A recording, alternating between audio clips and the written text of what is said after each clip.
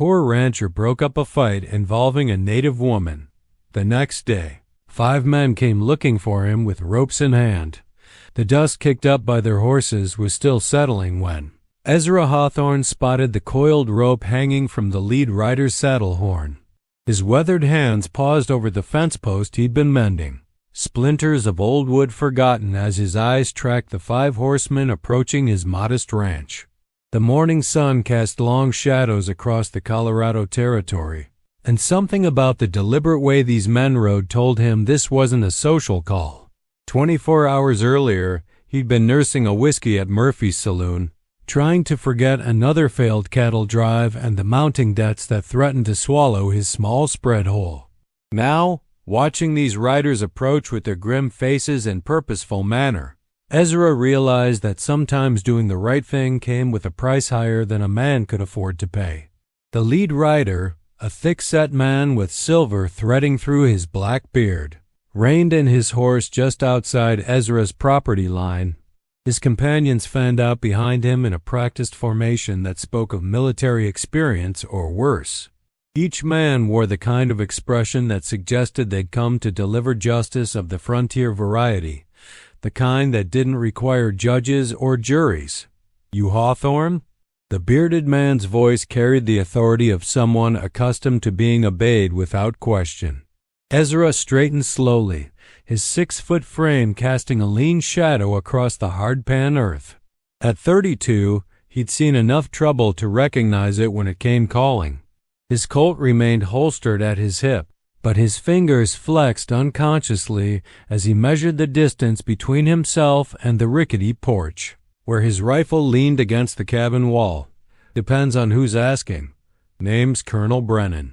These are my boys." The man's eyes were the color of winter steel, and they held no warmth whatsoever. "We heard you had yourself quite the evening yesterday in town. Seems you put your nose where it don't belong." The memory flooded back with crystal clarity. The sounds of struggle in the alley behind Murphy's saloon. The young native woman backed against the brick wall, her dress torn at the shoulder, 3 men surrounding her like wolves cornering prey. The way her dark eyes had blazed with defiance even as terror flickered beneath the surface. 20 years old, maybe younger, with a kind of fierce beauty that made stupid men do dangerous things. "Can't say I recall anything particular about yesterday." Ezra kept his voice level, though his heart had started beating faster. "Was just a regular evening far as I remember."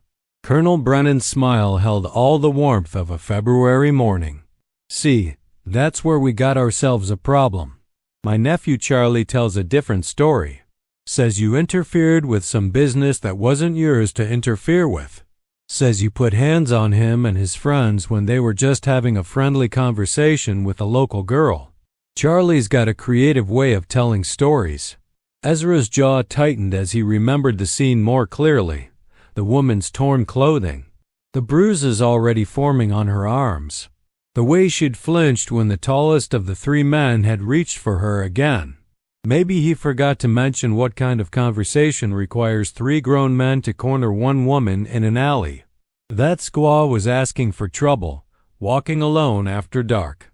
The colonel's voice dropped lower, more dangerous. "My Charlie was just trying to show her some hospitality. Mountain hospitality, if you catch my meaning."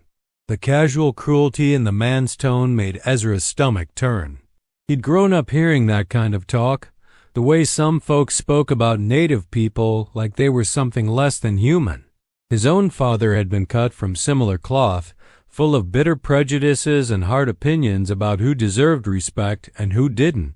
But Ezra had seen too much of the world to believe that a person's worth was determined by the color of their skin or the circumstances of their birth. "Funny thing about hospitality," Ezra said carefully, "usually involves invitation from the person receiving it." One of the other riders, a young man with pale eyes and a weak chin that marked him as family, shifted restlessly in his saddle. "Uncle, he's the one. He's the bastard who laid hands on me." So this was Charlie. Looking at him now in daylight, Ezra could see the family resemblance. The same steel-gray eyes, though lacking the colonel's cold intelligence. The same tendency toward bulk, though Charlie's was softer, the kind that came from easy living rather than hard work. A purple bruise decorated his left cheek where Ezra's fist had connected the night before. "Charlie tells me you sucker punched him." The colonel's hand rested casually on his thigh, inches from his sidearm. "Says you blindsided him like a coward." If walking up to a man face to face and telling him to step away from a woman counts as a sucker punch, then I guess Charlie's got tender sensibilities. Ezra kept his eyes on the colonel, but his peripheral vision tracked the other riders. 2 flanking left, 2 right, all within easy shooting distance. Course, some might say 3 men cornering 1 woman in an alley shows more cowardice than anything I did. The morning air seemed to grow thicker as the seconds stretched out.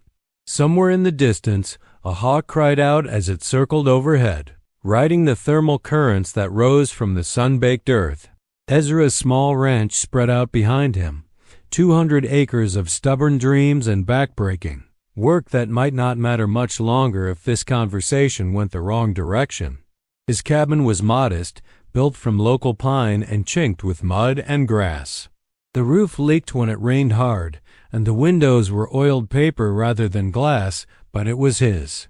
He'd bought the land with money saved from 5 years of cowboying for other men's spreads, and he'd built every fence post and cabin log with his own hands. It wasn't much, but it represented something important, the possibility that a man could make his own way in the world without depending on family wealth or political connections.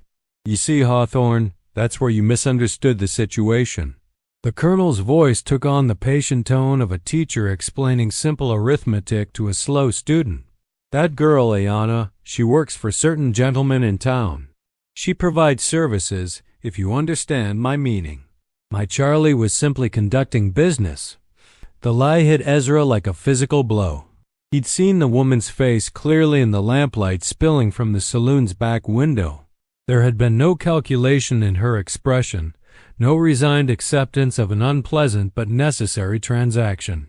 There had been pure terror, the kind that came from knowing you were completely at someone else's mercy, and that mercy might not be forthcoming.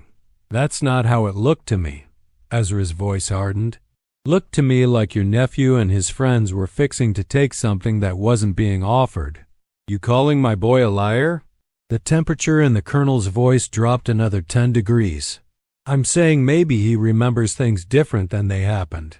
The truth was more complicated than either version would suggest. Ezra had emerged from Murphy's back door, stepping out for fresh air after spending the evening drinking away his sorrows over another failed venture. The sound of struggle had drawn his attention to the narrow alley that ran between the saloon and Donnelly's general store. What he'd seen there had sobered him faster than a bucket of cold water. The woman had been pressed against the brick wall, her back to the rough surface. Her long black hair had come loose from its braid, spilling around her shoulders in a way that might have been beautiful under different circumstances. Her dress, a simple blue cotton garment that had seen better days, was torn at the shoulder seam. One of the men, a tall fellow with a kind of mustache that suggested vanity, had his hand pressed against the wall beside her head while the other 2 flanked her. "Come on, sweetheart," the tall one had been saying. "Don't make this harder than it needs to be. We're offering good money for your time. I already told you no." Her voice had carried a slight accent, the musical quality that came from growing up speaking a different language first. "Please, just let me go home. See, that's not really an option anymore." Charlie's voice had held a cruel amusement. "You've been walking around town, teasing every man you see with that pretty face. Time to pay the piper." That was when Ezra had stepped forward. "Evening, gentlemen, lady." The 3 men had turned as one, their faces shifting from predatory anticipation to annoyed calculation. They'd been weighing their options, trying to decide if this newcomer represented a threat worth worrying about or just another drunk who could be easily discouraged. "Move along, friend." The tall one had spoken without removing his hand from the wall. "This is private business." "Doesn't look private to me." Ezra had kept his voice calm, but his right hand had drifted toward his gun belt out of habit. Looks like the lady wants to go home." The lady, Charlie had spat the word like it tasted bad, is going to learn some manners. Unless you want to learn some yourself. The woman's eyes had found Ezra's then, and he'd seen something in them that reminded him of his sister back in Kansas. The same mixture of strength and vulnerability, the same refusal to break even when the world seemed determined to grind her down. Mary had died of consumption 3 years ago, far from home and family, and Ezra had always wondered if things might have been different if someone had been there to help her when she needed it most. "Ma'am," he'd said directly to the woman, "these gentlemen bothering you?" She'd nodded once, quickly, her eyes darting between Ezra and her tormentors. "Then I suggest you gentlemen find somewhere else to spend your evening." What happened next had been swift and brutal. Charlie had reached for his gun first, but whiskey and arrogance had made him slow. Ezra's fist had connected with the younger man's jaw before the Colt had cleared leather, sending Charlie stumbling backward into his companions. The tall one had tried to grab Ezra's arm, but 32 years of ranch work had given the lean cowboy deceptive strength. He'd shoved the man hard enough to send him sprawling in the dirt. The third man, apparently possessed of more sense than his companions, had helped Charlie to his feet and suggested they find entertainment elsewhere. The woman had slipped away in the confusion, disappearing into the maze of back streets that surrounded the commercial district like shadows swallowing light. Now, facing Colonel Brennan and his men in the harsh light of morning, Ezra wondered if he should have minded his own business. But even as the thought crossed his mind, he dismissed it. Some things were worth fighting for, even if the fight came with consequences you couldn't afford to pay. "Here's what's going to happen, Hawthorne."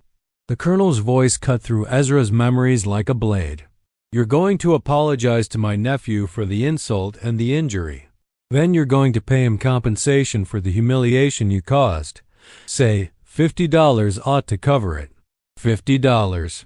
Ezra almost laughed at the absurdity of it. $50 represented nearly 2 months of careful spending, assuming he could find work to provide any income at all. His last cattle drive had ended in disaster when half the herd had been lost to rustlers just outside Denver. The money he'd borrowed to finance the venture was due in 6 weeks, and he'd been counting on the profits from those cattle to make the payment. Don't have $50. It wasn't quite true, but close enough. He had maybe $30 hidden in a coffee tin under his cabin floor, emergency money set aside for the kind of disaster that seemed to follow him like a hungry dog. Then you'll work it off. The colonel's smile widened, though it never reached his eyes.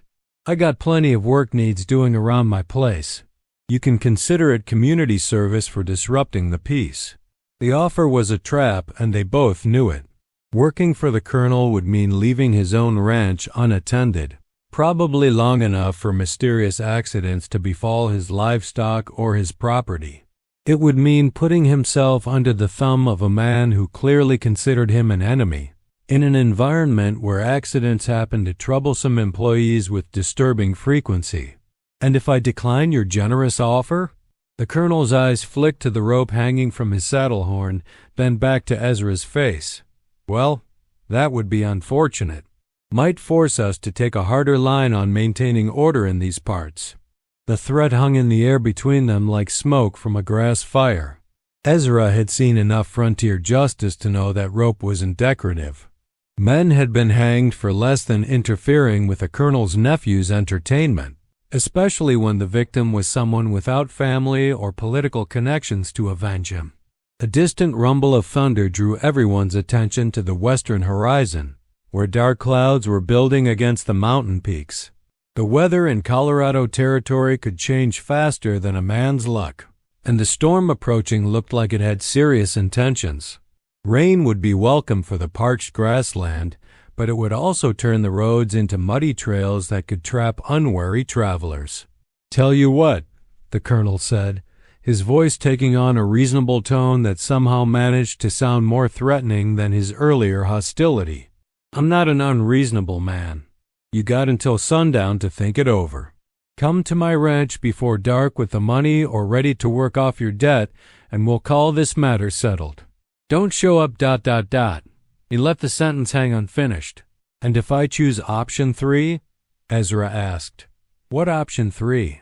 The one where I tell you and your nephew to go to hell and mind your own business going forward. The silence stretched out like a wire under tension. One of the flanking riders shifted in his saddle, leather creaking softly. A dust devil spun across the open ground beyond the fence line, scattering dried grass and sage. The hawk overhead called out again, its cry sharp against the vast blue sky. There ain't no option 3, Hawthorne. The colonel's voice carried the finality of a judge pronouncing sentence. See, my family's been in this territory since before it was a territory. We help build the law here and we help maintain it. When someone disrupts the peace, especially someone who's got no family or connections to speak of, well, sometimes that person just disappears.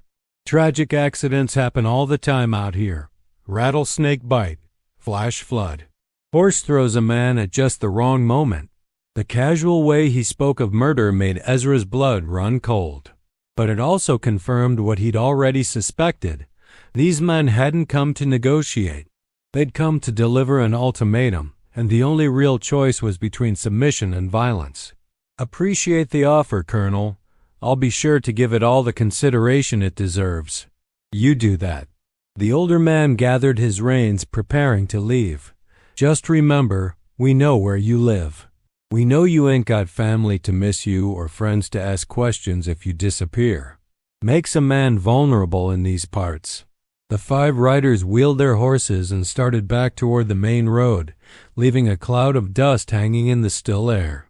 Ezra watched them go, noting the military precision of their formation and the way they kept looking back over their shoulders. These weren't just angry relatives seeking satisfaction. They were something more dangerous, organized, experienced, and backed by the kind of local power that could make a man's life very short if he crossed the wrong people. When the riders had disappeared over a distant ridge, Ezra finally allowed himself to breathe normally again. His shirt was soaked with sweat despite the cool morning air, and his hands had developed a slight tremor that he recognized as the aftermath of mortal fear.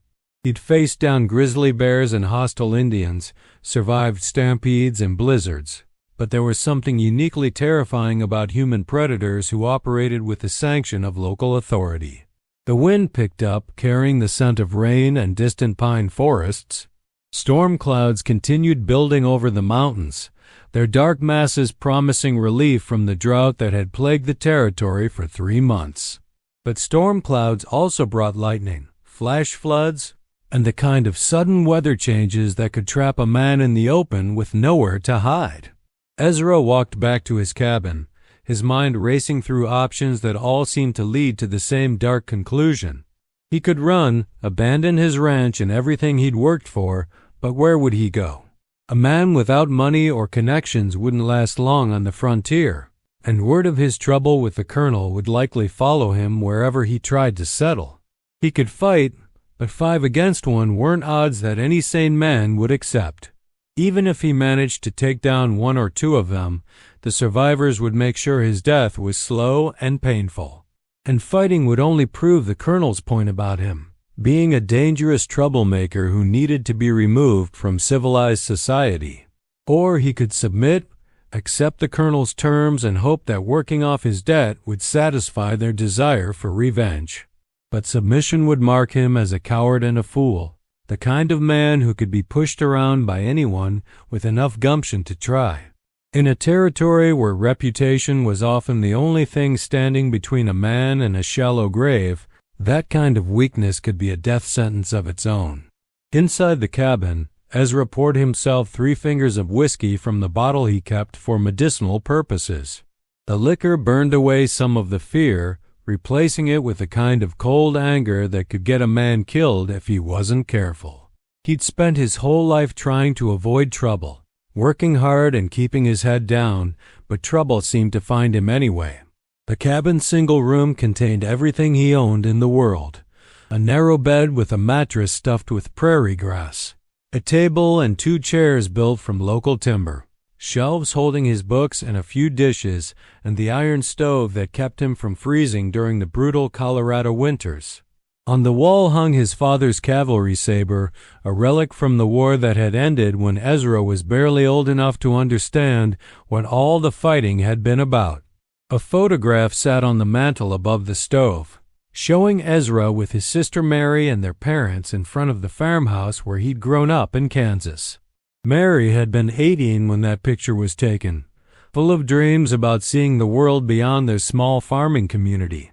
She'd married a traveling salesman and moved to Denver, chasing promises of a better life that had ultimately led to a pauper's grave and a funeral attended by strangers. Looking at her face now, frozen in time and innocence, Ezra felt the same protective rage that had driven him to intervene the night before. Mary had been vulnerable too, far from home and family when sickness claimed her. The difference was that no one had been there to help when she needed it most. The native woman, Hayana, according to the colonel, had reminded him so strongly of Mary that acting had been instinctive rather than calculated. The same dark hair, though Mary's had been brown rather than black. The same determined set to her jaw even in the face of overwhelming odds. The same refusal to accept defeat even when victory seemed impossible. Thunder rumbled closer now, and the first fat raindrops began spattering against the cabin's oiled paper windows. The storm was arriving faster than expected, which might work in his favor if he decided to make a run for it. Bad weather would make pursuit difficult, and he knew the territory well enough to find shelter until the colonel's enthusiasm for vengeance cooled down. But running meant abandoning everything he'd worked for, and Ezra had already lost too much to give up without a fight. His parents were dead, his sister was dead, and his dreams of building something permanent and meaningful were hanging by a thread. Sometimes a man reached a point where he had to make a stand, not because he expected to win, but because some things were worth fighting for regardless of the odds. A knock at the door interrupted his brooding. Ezra's hand went instinctively to his gun, but the sound was too soft and hesitant to represent immediate danger. He crossed to the window and peered through the paper, trying to make out who might be calling during the storm. A figure stood on his porch, small and slight, with a dark shawl pulled up against the rain. As lightning flickered across the sky, illuminating the scene in stark black and white, Ezra recognized the woman from the alley.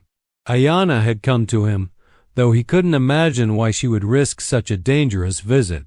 He opened the door cautiously, keeping his body position so he could draw his weapon if needed. The woman looked up at him with those same dark eyes he remembered, though now they held exhaustion rather than terror. Rain had soaked through her shawl, and her lips had taken on a bluish tinge from the cold. "Please," she said, her voice barely audible above the storm. "May I come in? They are looking for me." Ezra stepped aside without hesitation, though his mind immediately began calculating the additional danger her presence brought. If the colonel's men found her here, it would eliminate any possibility of negotiating his way out of this mess. But the alternative was leaving a young woman to face whatever punishment Charlie and his friends had planned for her. She moved past him into the cabin's warmth, water dripping from her clothes onto the rough-hewn floor. Up close, he could see that she was even younger than he'd initially thought, probably no more than 19 or 20.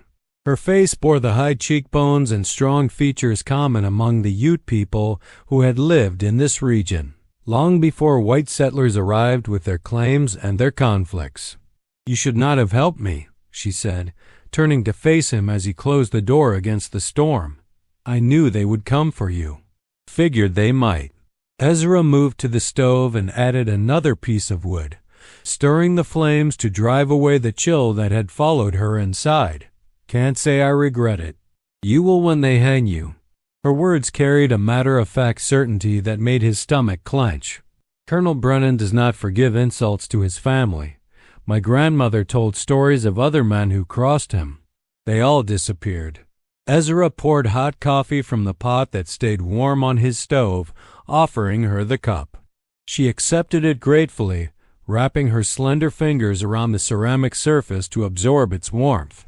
The simple gesture reminded him again of Mary, who had always been cold even in summer, as if some inner chill could never be completely driven away.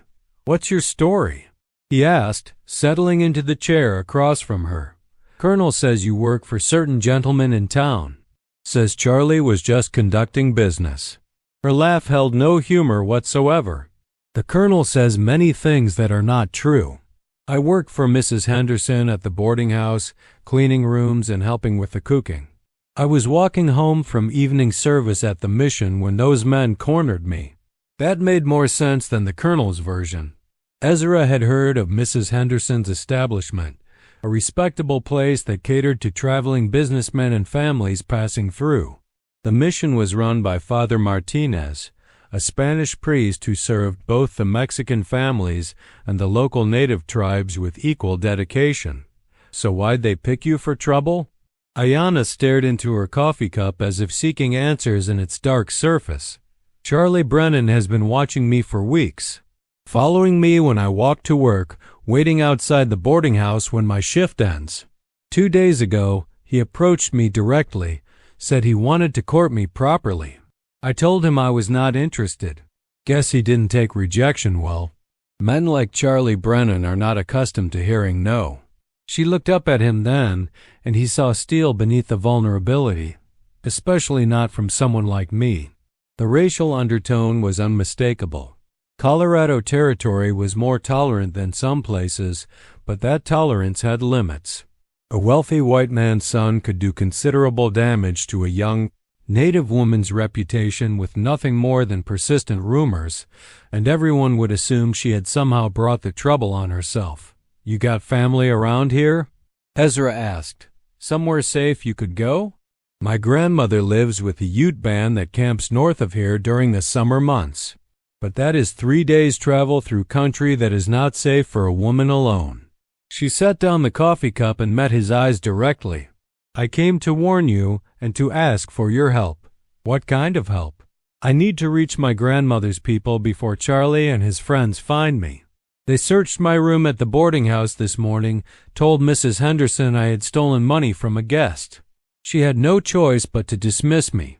The casual cruelty of it impressed Ezra in a sick way. Frame the woman as a thief, destroy her employment and reputation, then offer to solve her problems in exchange for sexual favors. It was the kind of calculated manipulation that took real planning and a complete absence of conscience. "And you think I can get you there safely? You know this country. You have horses and weapons. And—" She paused, seeming to search for the right words. "You are the only white man who has ever helped me without expecting something in return." That simple statement hit harder than any of the Colonel's threats. Ezra realized that his intervention the previous night might have been the first time in her adult life that a white man had come to her aid without ulterior motives. The thought made him feel sick about his own people and the world they'd created in this territory. 3 days to the Ute camp, he mused aloud. That'd mean traveling through Miller's Pass and the rough country beyond. Weather like this could take even longer. I know it is dangerous. I know you have troubles of your own because of what you did for me, but I have nowhere else to turn. Thunder crashed overhead, rattling the cabin's windows and emphasizing her point about the weather. The storm was intensifying, which would provide cover for travel but also make the journey more treacherous. Miller's Pass was challenging under the best conditions. Barely more than a game trail winding through rocky terrain where a single misstep could send horse and rider tumbling into a canyon. But it would also take them away from Colonel Brennan's immediate sphere of influence. The Ute territory was technically outside his jurisdiction, and pursuing them there would require official sanction that might be difficult to obtain. It wasn't a perfect solution, but it offered possibilities that staying put did not. "Assuming I agreed to help," Ezra said carefully, "what happens to you after you reach your grandmother? You planning to stay with the Utes permanently?" "I do not know." Her honesty was refreshing after a morning full of threats and manipulation. "My grandmother is old and wise. She will know what should be done." Outside, the storm continued building in intensity. Rain drummed against the roof like impatient fingers, and wind howled around the cabin's corners with increasing violence. But storms also provided opportunities for those bold enough to seize them. In weather like this, tracking would be nearly impossible, and even experienced riders would have difficulty maintaining pursuit over rough terrain. "We'd have to leave soon," Ezra said, surprised to hear himself actually considering the plan. "Before the colonel's men get restless and decide to pay me another visit." Hope flickered in Ayanna's eyes like candlelight in a window. "You will help me? Seems like we're both in the same fix. Maybe we got better odds together than apart." It was a rationalization, and they both knew it. The smart play would be to turn her away, maybe give her directions to the Ute camp and wish her luck. Helping her would transform him from a man who'd made a single impulsive mistake into an active enemy of the colonel's family, the kind of threat that required permanent elimination. But looking at her face, seeing the mixture of hope and desperation there, Ezra found he couldn't abandon her any more than he could have walked away from that alley the night before. Some things were more important than smart plays or calculated risks. "We'll need to travel light and fast," he said, already making mental preparations. "Can you ride?" "Yes. My father taught me before he died." "Good. We'll take my 2 best horses and enough supplies for a week. Storm should give us cover for the first day, maybe longer if we're lucky." Ayanna stood up, suddenly looking more determined than afraid. "When do we leave?" "Soon as I can get the horses saddled and pack what we need." Ezra moved toward his gun belt, checking the loads in his Colt out of habit. "But understand, once we ride out of here together, there's no going back. Colonel's going to see this as kidnapping or worse. They'll hunt us like animals. They were going to kill you anyway." Her voice held the same matter-of-fact certainty as before.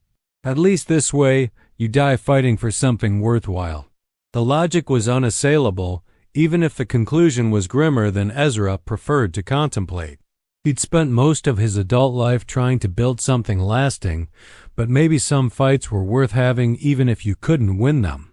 Maybe dying for a principle was better than living as a coward. All right then. He reached for his hat, preparing to brave the storm long enough to ready their horses. "Let's see if we can stay ahead of the devil long enough to make a difference." The storm had transformed the landscape into a treacherous maze of slick rocks and rushing water by the time Ezra finished saddling his 2 best horses.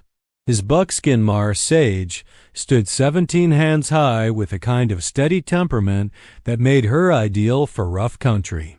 The second horse, a paint gelding named Thunder, was smaller but possessed the shoe-footedness that could mean the difference between life and death on narrow mountain trails.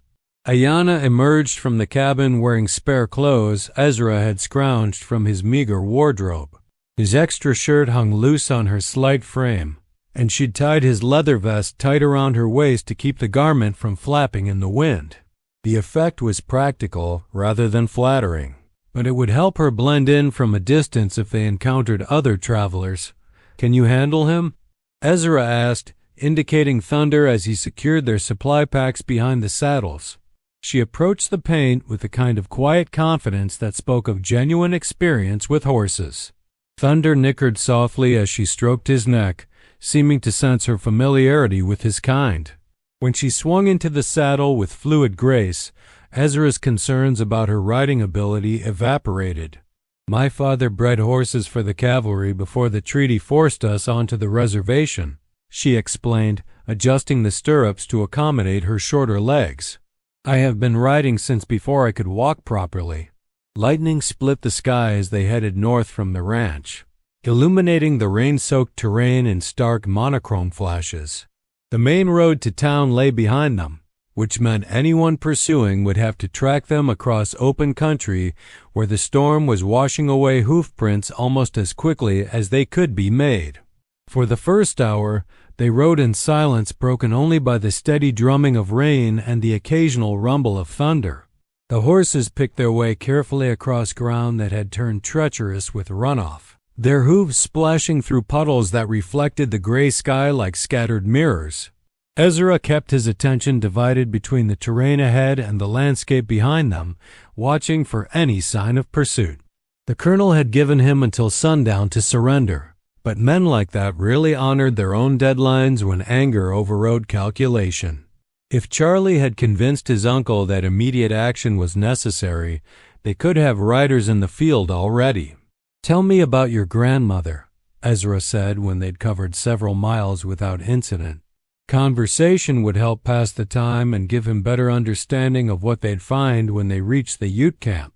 "She is called Morning Star. She was already an old woman when I was born, but age has not diminished her spirit." Ayanna's voice carried warmth that had been absent when she spoke of recent events. "When my parents died of the spotted fever, she took me in and raised me as her own daughter." "What made you leave the tribe?" "After the treaty, life on the reservation became very difficult.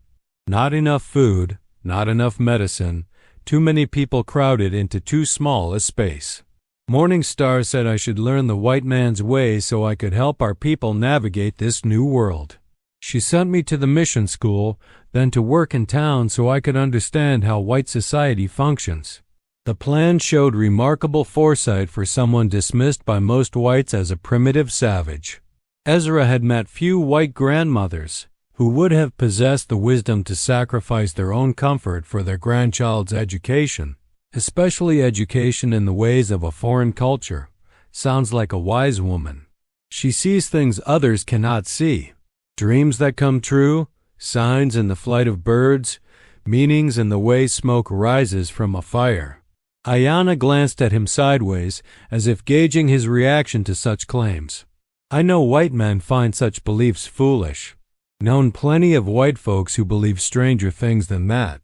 Ezra urged Sage around a washout that had carved a small gully across their path. "My own grandmother used to read tea leaves and claimed she could predict the weather by the way her joints ached." They were climbing steadily now, following game trails that wound through stands of aspen and pine. The higher elevation brought cooler temperatures and thinner air that made the horses work harder. But it also meant they were approaching the kind of country where pursuit would become increasingly difficult for anyone unfamiliar with the terrain. A distant sound made Ezra rein in his horse suddenly, holding up a hand for silence. For several seconds they sat motionless, listening to the storm and trying to separate natural sounds from potentially dangerous ones. Then he heard it again, the faint drumming of hoofbeats somewhere behind them. "Company," he said quietly, scanning the landscape for cover. A grove of pine trees offered concealment about 200 yards to their right, but reaching it would require crossing open ground where they might be spotted. The alternative was a rocky outcropping ahead that would provide better protection but might trap them if their pursuers proved more numerous than expected. "How many?" Ayanna asked, her voice steady despite the obvious danger. "Hard to tell in this weather. At least 3, maybe more." They spurred their horses toward the pine grove, gambling that speed would serve them better than caution. Thunder's hooves slipped on wet rocks as they navigated a steep slope, but the paint recovered his footing and continued climbing without missing more than a stride. They reached the trees just as 3 riders emerged from the storm behind them, their forms barely visible through the sheets of rain. Even at a distance, Ezra could make out the military bearing that marked them as Colonel Brennan's men. They'd been found much sooner than he'd hoped. "They are tracking us," Ayanna whispered, dismounting and leading Thunder deeper into the grove where the thick canopy provided some protection from the weather. In this storm? Not likely. Ezra studied the pursuing riders through gaps in the pine boughs. "More probably they're checking every trail north of town, hoping to cut our sign." The 3 men had stopped about half a mile away, apparently uncertain which direction their quarry had taken. One of them pointed toward a different trail that led northwest toward the mining camps, while another gestured in their direction.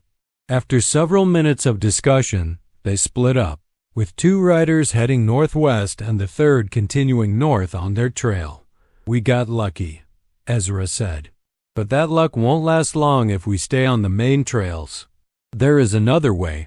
Ayanna pointed toward what looked like an impenetrable wall of rock and vegetation. "An old hunting trail my father showed me years ago." It connects to the route through Miller's Pass but stays hidden from the main trails. How old? Some of those Indian trails haven't been used in decades. I used it myself 2 summers ago when I visited Morning Star. It is difficult, but passable for someone who knows the way. Ezra weighed the options quickly. The main trail to Miller's Pass was easier but obvious, the kind of route that anyone familiar with the territory would expect them to take. The hidden trail would be harder on the horses and more dangerous in storm conditions, but it might keep them ahead of their pursuers long enough to reach the relative safety of Ute territory. Lead the way, he decided. They left the pine grove cautiously, making sure the remaining rider was still visible in the distance before emerging from cover. The hidden trail Ayanna indicated was barely more than a deer path winding between massive boulders and stands of scrub oak. Within minutes, they disappeared into terrain so rough that tracking would be nearly impossible even under ideal conditions. The next 3 hours tested both horses and riders to their limits. The trail climbed steadily through increasingly difficult country, switchbacking up slopes where a single misstep would send them tumbling into ravines carved by centuries of snowmelt and storm runoff. The rain continued without mercy, turning exposed rock into slippery hazards and reducing visibility to mere yards in some places. But the storm that made their journey treacherous also made pursuit unlikely. No sane tracker would attempt to follow them through such country and weather like this, which meant they were probably safe until the skies cleared. The question was whether they could reach Miller's Pass before their luck ran out. How much farther? Ezra called out during a brief respite while the horses caught their breath. 2 hours to the pass, maybe 3 in this weather. Ayanna wiped rain from her face with the back of her hand. After that, another day to reach the summer camp. They pressed on as daylight began fading toward an early dusk brought on by the storm clouds. The trail grew even more treacherous as darkness approached, forcing them to trust their horses' instincts more than their own vision. Both animals seemed to understand the danger, picking their way carefully across terrain that would challenge an experienced mountaineer. It was full dark when they finally crested Miller's Pass, a narrow gap between 2 towering peaks that offered passage through what would otherwise be an impenetrable barrier. The storm had begun to weaken, though rain still fell steadily enough to muffle sound and obscure vision. "We should rest the horses," Ezra said, studying the descent that lay ahead of them. The trail down the other side looked even more challenging than the climb up, winding through a series of sharp turns that would be nearly impossible to navigate safely in darkness. "There is a cave about a mile ahead where hunters sometimes shelter," Ayanna offered. "We could wait there until dawn." The cave proved to be more of a deep overhang in the rock face, but it provided adequate shelter for both humans and horses. Ezra built a small fire using dead wood he found in the back of the shelter, keeping the flames low to avoid attracting attention from anyone who might be following. As warmth began to drive away the chill of their wet clothes, Ayanna sat across from him and spoke quietly. "Why did you really help me? In the alley, you could have walked away." Ezra considered the question while he poured coffee from his battered pot. The honest answer was complicated, involving memories of his sister and his own complicated relationship with a kind of casual cruelty that seemed to flourish on the frontier. "Had a sister once, Mary. She got herself into trouble with the wrong kind of man. Ended up far from home with no one to help when things went bad." He handed her the coffee cup.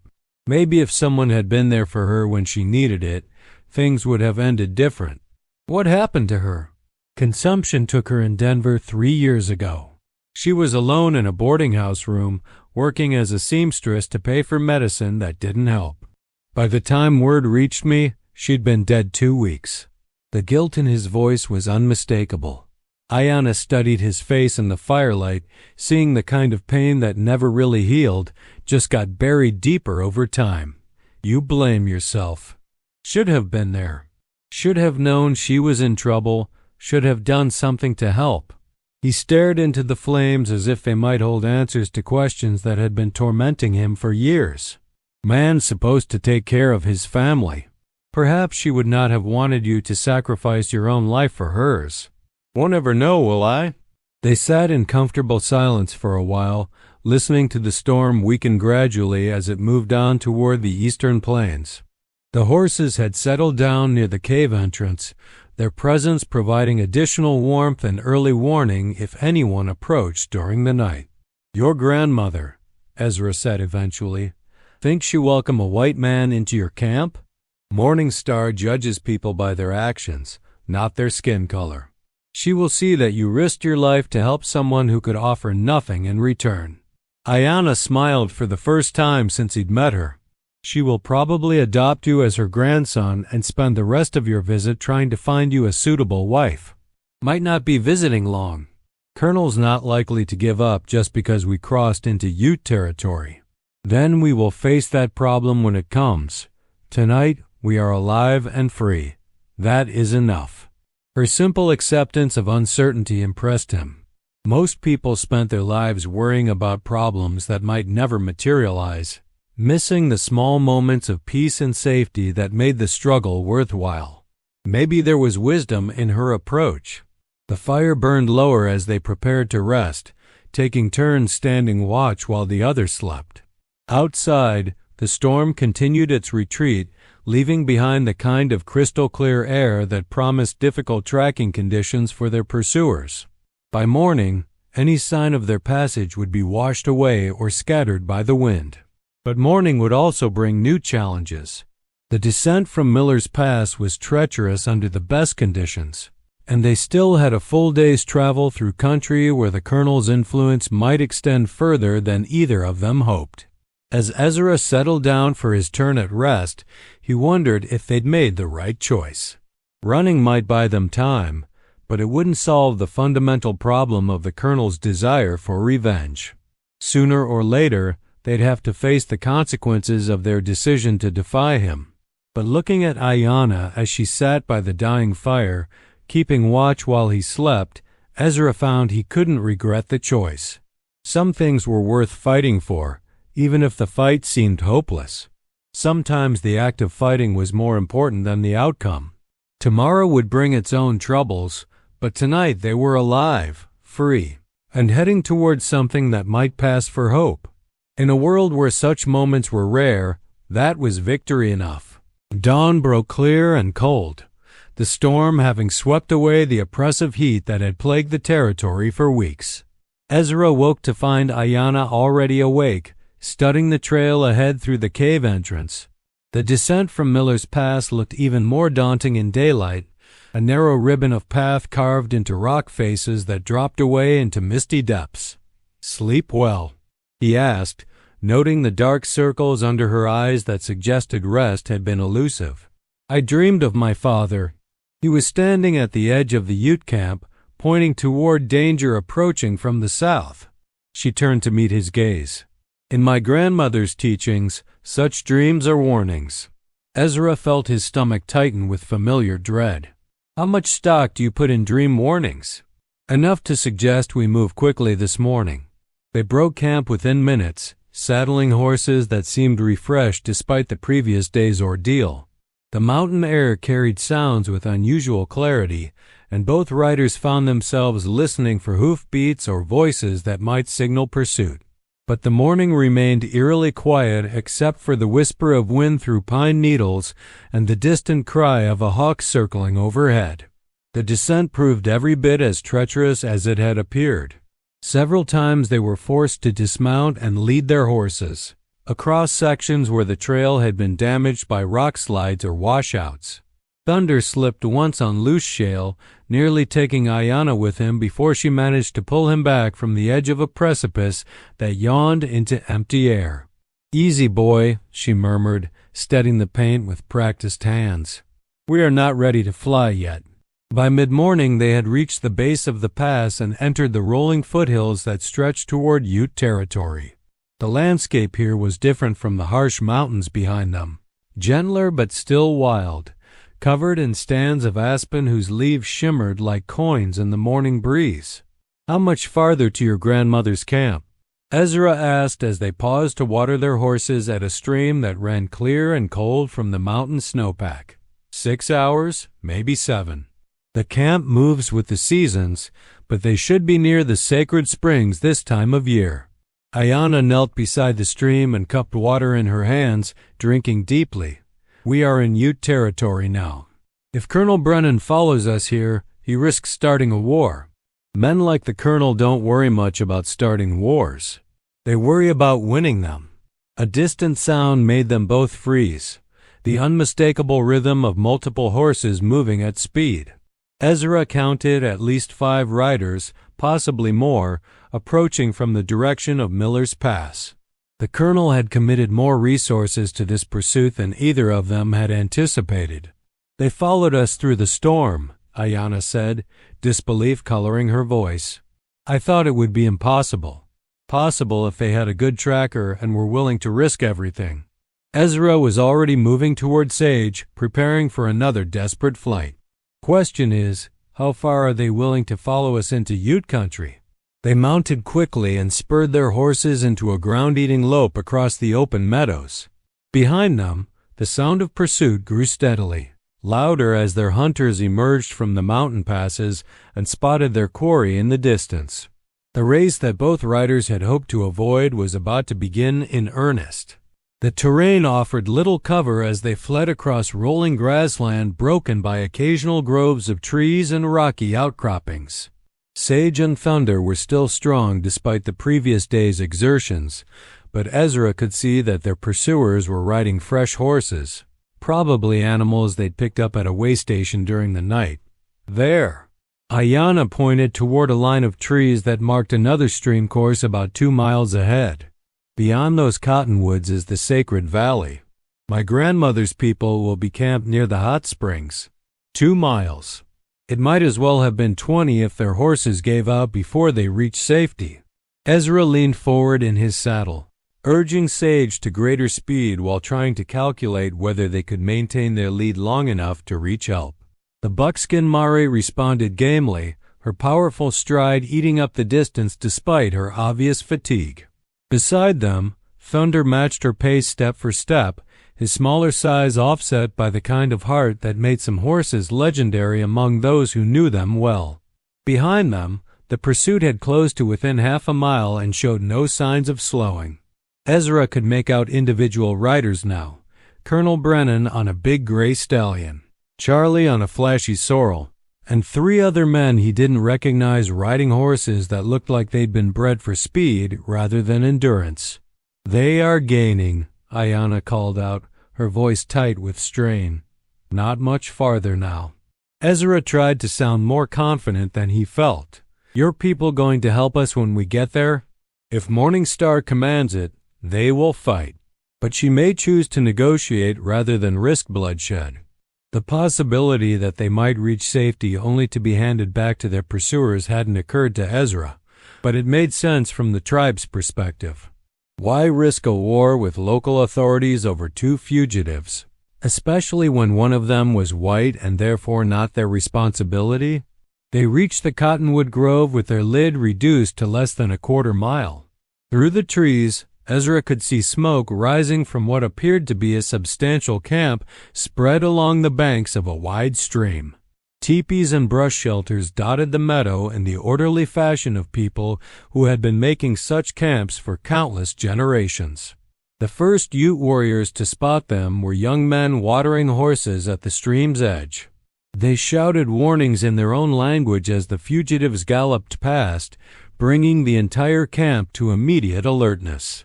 Within seconds, armed men were emerging from shelters while women gathered children and moved them to safety behind the camp's perimeter. Ayanna rode straight toward the largest teepee, its sides decorated with painted symbols that marked it as belonging to someone of importance. An elderly woman emerged from the shelter, her gray hair braided with feathers and beads, her weathered face showing the kind of dignity that came from a lifetime of respected leadership. Grandmother, Ayanna called out as she slid from Thunder's back and ran toward the old woman. Morning Star embraced her granddaughter briefly, then stepped back to study Ezra with eyes that seemed to see far more than most people's. When she spoke, her English was accented but clear, suggesting education that few whites would have expected from a tribal elder. "You are the one who helped my granddaughter?" "Yes, ma'am." Ezra dismounted but remained beside Sage, uncertain of his welcome. "Then you are welcome in our camp." She turned toward the sound of approaching hoofbeats. "But it appears you have brought trouble with you." Colonel Brennan and his men burst through the tree line at full gallop, then pulled up sharply when they saw the number of armed warriors who had materialized around the camp's perimeter. The colonel's face was flushed with anger and exertion, but his eyes showed the calculation of a man who understood that the tactical situation had changed dramatically. "Morning Star," he called out, his voice carrying the false friendliness of a politician addressing voters. "I've come for 2 fugitives who fled after committing crimes in my territory. I'm sure you understand the importance of maintaining good relations between our peoples." The old woman stepped forward, her bearing regal despite her simple dress of tanned hide and trade cloth. "I understand that you have pursued 2 people onto Ute land without permission or invitation. That could be seen as an act of war. Now let's not be hasty." The colonel's tone remained reasonable, but his hand rested on his gun butt. "This man kidnapped my nephew's intended bride and assaulted several members of my family. I'm within my rights to pursue criminals wherever they flee." "Your nephew's intended bride?" Morningstar's voice carried dangerous amusement. "Strange. My granddaughter tells a different story about your nephew's intentions." The standoff stretched taut as wire as warriors on both sides waited for the signal that would turn words into violence. Ezra found himself caught between 2 worlds, neither of which owed him anything. While the woman he'd tried to help might become the spark that ignited a war between her people and the white authorities. But as he looked around the camp, seeing the faces of people who had chosen to shelter strangers rather than avoid trouble, Ezra realized that some fights were worth having regardless of the cost. Whatever happened next, at least they'd made their stand in the right place, among people who understood that courage sometimes mattered more than wisdom.